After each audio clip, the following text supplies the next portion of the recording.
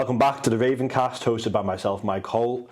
It's been a while since we've done a podcast, and we felt the season's finished and a new one's coming in on the horizon. It's best to conclude, question and query the past season and the upcoming 23-24 season. Delighted to be joined by Chairperson Gill Christian for this episode and to give her the chance to voice some of her thoughts and plans for the future of the club. Gill, firstly, thank you for joining us, giving up your time, coming on.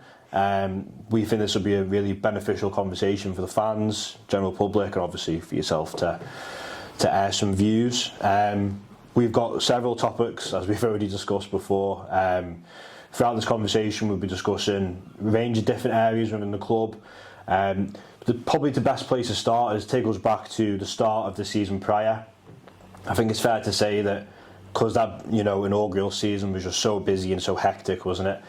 When we came to the end of this season, everyone within the club was just pretty tired, and it took a lot out of people, didn't it? So, what were obviously you coming into the club? What were the sort of things that you think we learned from that season? And it was quite an eventful season. We got promoted, we won a cup, but like I say, we were all pretty exhausted. So what do you think were the sort of learning things as a club and going into this season? I mean, I think no one expected it to go as well as it did. I think we all hoped we'd get promoted. The cup win was like an added bonus. But just sort of the club as a whole and how well received on the island we were was beyond expectations. Yeah. So, what did we learn? Well, actually, sort of what the club had achieved in such a short space of time was phenomenal. Did we really think we could have kept that up? I think realistically we'd have been very lucky to, and I think almost we've been a master of our own success. We've suffered as a consequence, because we couldn't have possibly had continued that success.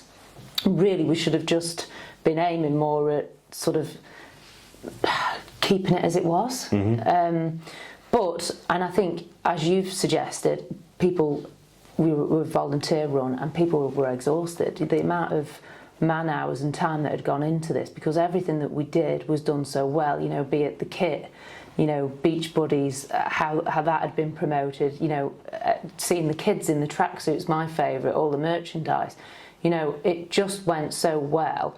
I think everyone expected it to continue going that, and I don't think we expected some of the pitfalls that we did. So I think we should probably taken more time to take stock and be a bit more realistic in our expectations. But I mean, some of the positives that came out of that season, I think, there's probably not another club, it's fair to say there's not another club like us in that division, and it's very easy to sort of jump towards the negatives and things that haven't gone so well, but some of the positives from that first season. Well, think back, I mean, did you ever think when we started, look at Football Focus, that was just crazy to think that we'd ever appear on that, and how well it reflected on the club and the island, and the buy-in from the community, the attendance figures, realistically, even this season, our attendance is, probably third in all the non-leagues, our tier. Well, were we ever going to get 2,500, 3,000 once the island had opened up and, we were back to norm? So I think it was just amazing. I think we all loved that first season. Yeah. This season's been a tough one. And I think we almost sometimes just taking a step back and say, look, that's been great. Might not be as easy next time. I think instead we all had a bit of a break, and actually probably at a time when we needed to step it up and do more. Do you think that maybe then, obviously we've had this nice long break going into this season now, the sort of learner things that we've got from the last two seasons, is there, if you had to sort of pinpoint one thing that we've maybe targeted to go into this season, what do you think that may be?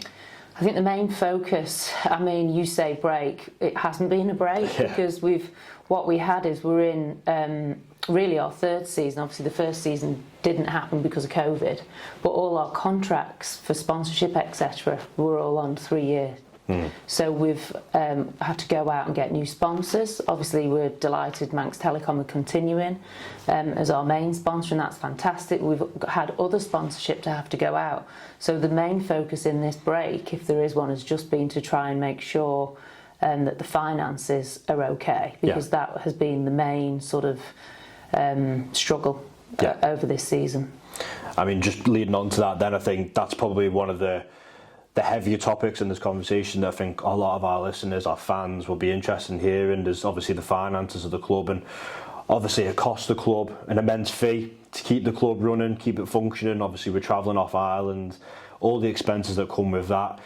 Can you sort of give us a indication on how our finances looked for the season just concluded and financially going into the next season? I mean, as I sit here now, we're in a good place, thank goodness. But I can tell you, there was a time a few months ago where I didn't know whether we'd be able to see the season out, and whether we would, certainly I think it was a long shot that we would be carrying on into next season. You know, it costs us $250,000 a year on travel, on hospitality. Every time a team comes here, it costs us $6,500. Over a season, that's $125,000. Yeah. For us to go away, every match is over $4,000. You know, that's over $100,000 a season. So before we even start, we've got, you know, nearly $250,000 of expense to get us off the ground. We've been really lucky with sponsorship. We've, as I said, Manx Telecom have continued. We've got a really great new community sponsor coming on board. I can't announce who it is yet, but I know that they're working closely with me, and we're going to be launching that very shortly. And that makes a huge difference. And, you know, I think we go into this season needing the fan support to get to the games, because that's ultimately where, you know, we get the bulk of our income from. But I'm confident it's achievable now, and to be honest, I'm just grateful for everyone's efforts to get us to this point. Yeah, I think people listening and watching to this will probably appreciate you obviously giving people that sort of information and putting it out there, so that maybe from their perspective they're sort of enlightened and know the position of the club, and hopefully that gives people listening and watching that sort of extra, you know, we'll fight for you and you'll fight for us sort of thing. Very much so. I mean, my thing is, I think we've been really well received by the island, and there's been so many other events on, things to do, and, you know, times are tough. And we get that it's expensive to come to the game every week, but it's something that if we want us to continue, we just have to ask the community to support us and to carry on doing that. And I think they will. I mean, leading on to that, talking about the fans, I believe we've also got some exclusive news regarding tickets, season tickets. Can you share that with us? Can you sort of elaborate on that? So season tickets will go on sale, I think, tomorrow. And we have obviously taken on board all the feedback we've had.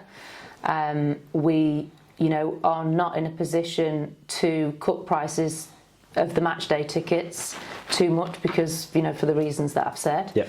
But we've listened to the feedback on the season tickets, and, you know, I think now season tickets will reflect much better value for money. I think on average, if you buy a season ticket, you will get free membership, and you'll also get, depending on which ticket you buy, if it's a concession, at least 6 games free. Some of them, you know, up to 10 games free. So it's making the season ticket much more attractive. And we've also frozen the price of the on the, you know, purchase on the day tickets. So, you know, we've had a number of discussions on that. We are restricted in terms of the discount we can give, because the league has a maximum discount of 15%. So we've given that maximum. And we've also put the membership in for free as well. So we've really tried we've had so many discussions to get that figure right, because we need the fans at the ground. I mean, it sort of coincides with, you know, people asking the question locally, weren't they? You know, why is the attendance down? Why isn't it like it was the season before? And people did question. I think it's fair for us to say they started questioning the ticket in. And is that something that the board looked at, you know, going into this season, now that we had the opportunity to change things? Yes, I think, I mean, I can remember when we were having this discussion this time last year, we thought season tickets would sell out. We'd had such a good season, you know. We remember at the cup final and the playoff final, people were scrambling to get tickets. And we honestly thought as soon as we released the season tickets, we were going to sell out. Now, in actual fact, we sold 130 season tickets last season, and that was, we just didn't get why. So, you know, I think this year we've probably had 4 or 5 meetings on this, and, you know, everyone's had different suggestions.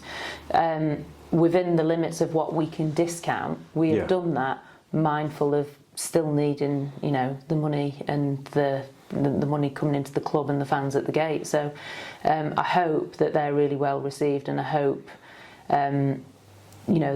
that people would rather get the season ticket and then it's done. Then you can come to every game. I think people will sort of sympathise, especially the fans, and the general public will sympathise with the fact that we're trying to keep the club sustainable. Yeah. We're trying to keep the club going, but we're also, as a club, we want to be seen to be looking after our fans and being that community club. And I think people will sympathise with it. It's a hard thing to do. We're a club that's very unique in the way we are being on the Isle of Man, and I think people will understand that. I mean, we've looked at other clubs. We know Bury charge about £10 a ticket. I think Kendal might be £8 with a free pint.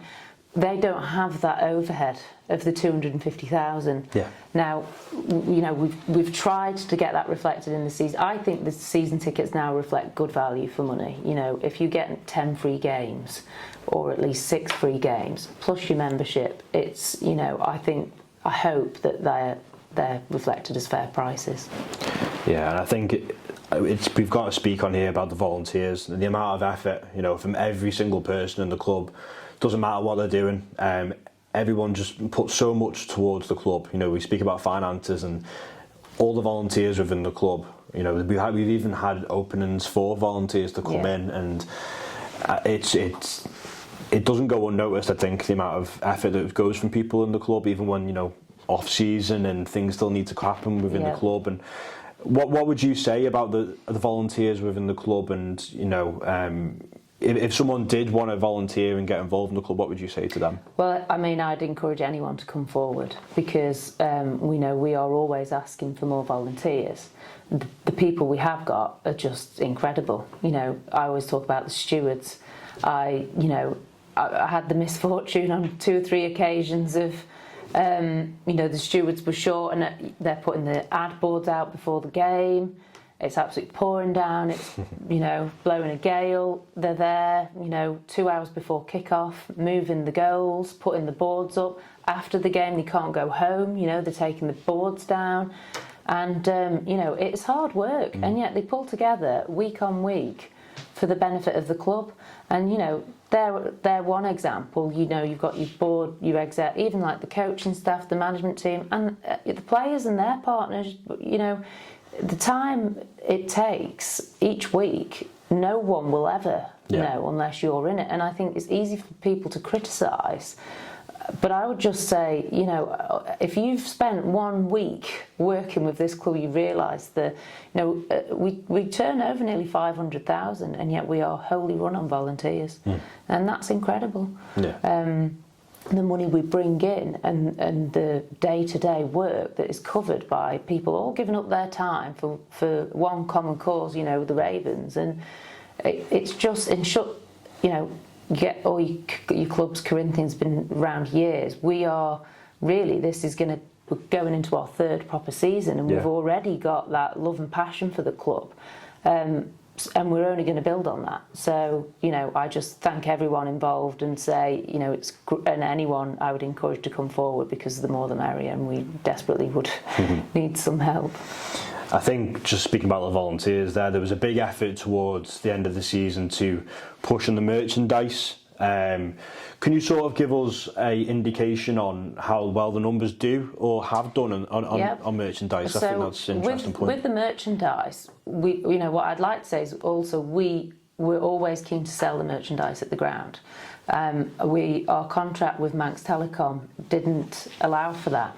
Now, as the season went on and Manx Telecom were very aware of our financial position, they were, incredibly generous and amended that to allow us to start selling the merchandise at the game. So we hadn't done that previously because of that restriction in the contract.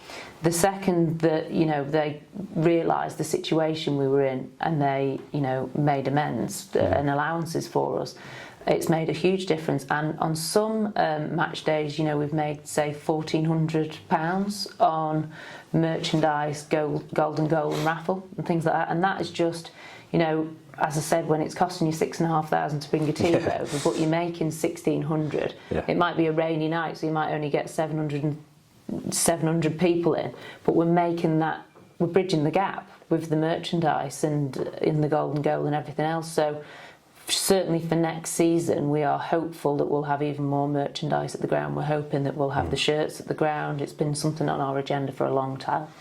I think, off the back of that, it's always, if you're walking through town, you're probably seeing it yourself, and you see kids with names in the back, and not even their own names but the players' names. It's brilliant. Yeah. It's when I see stuff like that, I think that's the direction of the club, and we are making a difference to the kids that they look up to these lads so much. Yeah, I love it. Like at the game, my kids come. My youngest son, he still wants everyone's autograph now, selfies. These guys, in fairness, are a phenomenal bunch of lads as well. Let's not just say, not only are they great footballers, but off the pitch, they are true ambassadors and role models. They always take time after the game to have the pictures with the fans. Yeah, they do. And they're real heroes over here. I love it. As you've said, turning up on a match day and all the kids have got the tracksuits and the shirts on, that is what we are about for me, just a real community club. Obviously, a tough decision was made halfway through the season to relieve Chris Bass of his duties as manager. Paul Jones was appointed interim manager till the end of the season. It's fair to say that was no secret. It was a hot topic on the Isle of Man at the time. And can you sort of maybe elaborate as best as you can the decision that was made on that? The decision was made, and I don't want to revisit that because I think it was made. Not everyone agreed with it, but it happened. I think, for my part, I've got nothing but respect for Chris and his family. I'd love nothing more than, to see him and Karen at a game. I'm sure they would find that difficult, but I hope, I know that Chris wants the club to continue and to do well for his own grandchildren. At the time it was felt that was the right thing to do. I think everyone involved in that decision has regrets. And, a particularly bad timing in a difficult season. Yeah. So I think, we've got lessons to learn from that. I for one, certainly don't want to have to go through anything like that again. And and I was involved, but, I'm for Chris and his family, I know it was an incredibly difficult time. And obviously, since Paul's took over, we obviously finished the season extremely strong, winning our last 5 matches in a row towards the end of the season, and the club put managerial position out for the applicants to apply for. Paul was obviously successful in that, and he's our manager going into the 23-24 season. Can you sort of give us an indication on the interest for that role? Was it was it high, and obviously second question to that. Obviously Paul was given the role. Can you sort of elaborate on the confirmation? Sure. So of that? I think the process was always, when the decision was made to appoint Paul as interim, it was always, the process was outlined from that day. Okay. That it was an interim position and that there would be, a transparent advertising of the role. And then actually, we had so many applicants come forward. And so many off island, we had... That's interesting in itself. Yeah, a lot. I'm going to say 50-50 split between on and off island. Wow. And, I think some people initially thought it was a paid role, but we had people offering to relocate here. Wow, that says a lot, doesn't it? Yeah, and I think in fairness, as the results picked up towards the end of the season and just before the interviews, people at that point withdrew. Because in fairness, I think they thought that it would have been, the decision was made. It wasn't. We went through a proper interview process, and we still carried out, I think, maybe 3 interviews that we'd whittled it down. So we had quite a lot of interest actually, but on and off island. What does that say to you, especially the off island sort of people wanting to relocate? That must say that we're doing something right within the club. And yeah, I think, like you say, volunteers, the media team, our media's brilliant. The stuff that we put out there, the live streams, the Twitter, everything is done so professionally. The photos, everything's well done. We've had a load of media attention. Football Focus, just one example of it. Yeah. You guys put something out recently. I think we're on the map of the non-league football. Yeah, and stuff like that. I want to see us in, on the mystery kit box and things like that. But we are we've made a big splash very quickly, and I think we've had a busy gap taking stock, and I want to see us go from strength to strength next season. And I think it just shows how professional we've been. Whenever we have a team come on the island, the whole island makes them welcome. Yeah, they do. The feedback that we get, whether it's Pinewood or wherever, they put food on for them. They're welcomed at the airport. Everyone loves having them over, and we're showing the island for all its greatness, aren't we? Because that's what we're known as, being so welcoming. So who knows? But hopefully we won't have to make a decision on a manager for a while. There was also a change in personnel, the board of directors in the club as well. So can you give us some indication on why those individuals were picked for those particular roles, and I suppose more specifically, what have they been appointed to do, and what have they been able to sort of enforce since they've come into those roles? So I think you said at the start of the podcast people were tired, and I think the board has changed because I think a lot of those that have been there from the start, frankly, just burnt out from the project. Yeah. And the time that it takes and the dedication, they just couldn't continue. So we were really fortunate. I was very keen to get Lee Dixon involved. Obviously, when the decision was made in relation to Chris, that didn't apply to Lee, but obviously he felt his position was a difficult one, and of course everyone understands that. Yeah. But he had been involved in the project from when it was just on paper, so it was important for me to get him in. And I've got to say, he's helped me immensely. Yeah. So he obviously is involved quite a lot on the football side, but frankly, things have been that frantic. It's been all hands on deck. And as to what people's roles are in particular, I think we've all just had to muck in and do a bit of everything. Obviously, Andy Birchall's come in and joined the board, and he, the supporters found the decision difficult with Chris, or a lot of them did. It was important, for me to get that supporter feedback on the board, and I think that's worked well. And Andy's done a hell of a lot in terms of the merchandise and just sort of a bit of an energy revival at the games. The golden goal, etc. So we've also got 2 or 3 new people coming onto the board. Some with financial expertise, some sort of more government and sort of corporate focused. So we've got a good team now, but there was a time there where we were very light. Yeah. And so we've been fortunate to recruit some good people. I mean, it must be really important for you to have the right people around you to support you. That must be hard. You've got hard to for you as well. Enjoy doing these things when you're giving up your time. And I'll be honest, there's been times this season where it's not been fun. However, when you get that good feedback, the Bury game, typically I was off island for the Bury game, and I watched the live feed and seeing this, the bowl full, but then also seeing all the comments on Twitter about what a great weekend they'd had, how proud, and that for me is what makes it worthwhile. Things like even the kit launches that we do and stuff, the people involved in this club are so professional, and we do it right. So I just got to sometimes remember the good bits when you're stuck doing the sort of more mundane tasks. 100%. I think that leads us nicely to talk about, clubs coming away to the island and what FC Isle of Man are doing, economically for the Isle of Man. I just want to talk a little bit about that because I think especially towards the last 6 or 7 games of the season where we had some really big teams coming, big crowds coming, and that in itself brings a big challenge to the stewards and the amount of the attendance within the ground. But I think when you see people in local bars and pubs and stuff, and they're spending their money, they're enjoying themselves, again, as a chairperson of the club, that must give you a lot of positivity. I love it, and I think we've had at least 2 clubs that have then returned to the island for their end of season. Dues, basically, which again, what better credit than that? We didn't just have the Bury game. There was, like you said, the last few games. The away crowds were just brilliant.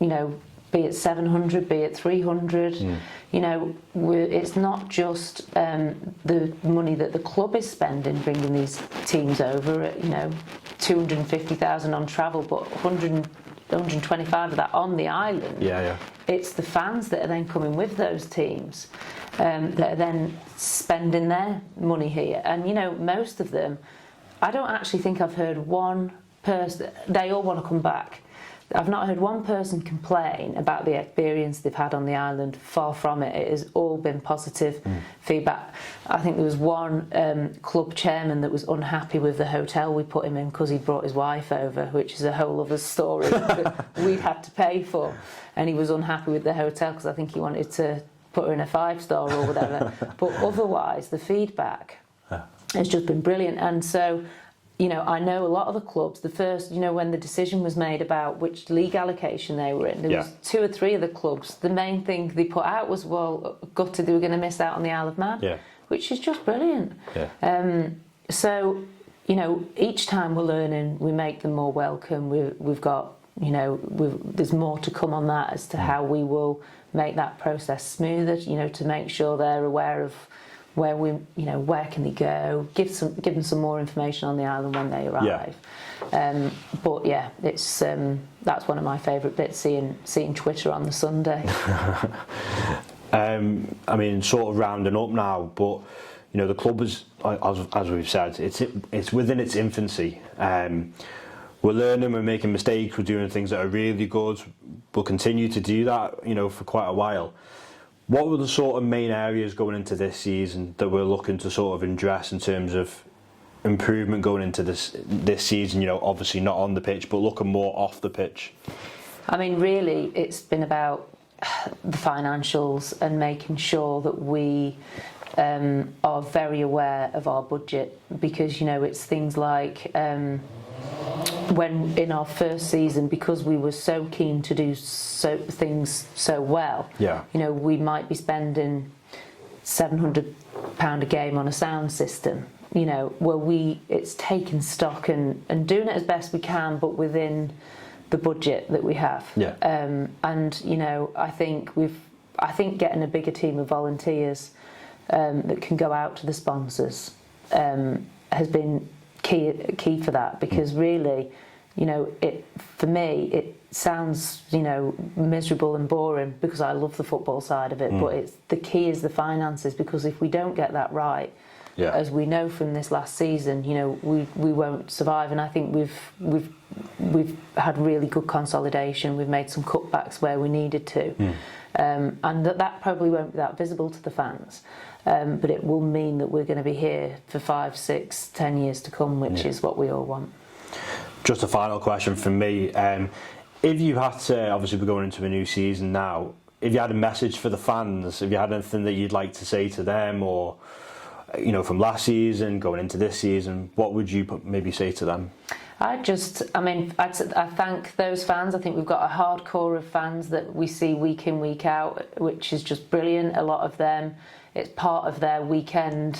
And, you know, some of the feedback is, you know, for mental health, for some of our fans, it's been incredibly important, because it's you know, giving them a purpose. They maybe do it with their family.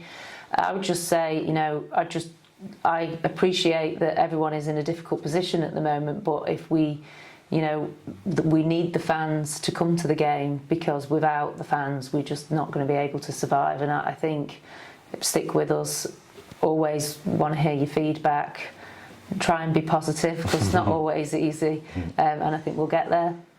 Gill, thank you very much for obviously speaking to us. I think I threw a few hard questions in there, but I think it's going to be really good for fans, general public, people to hear, and you've obviously been very transparent with your answers as well, so thank you very much. Thank you.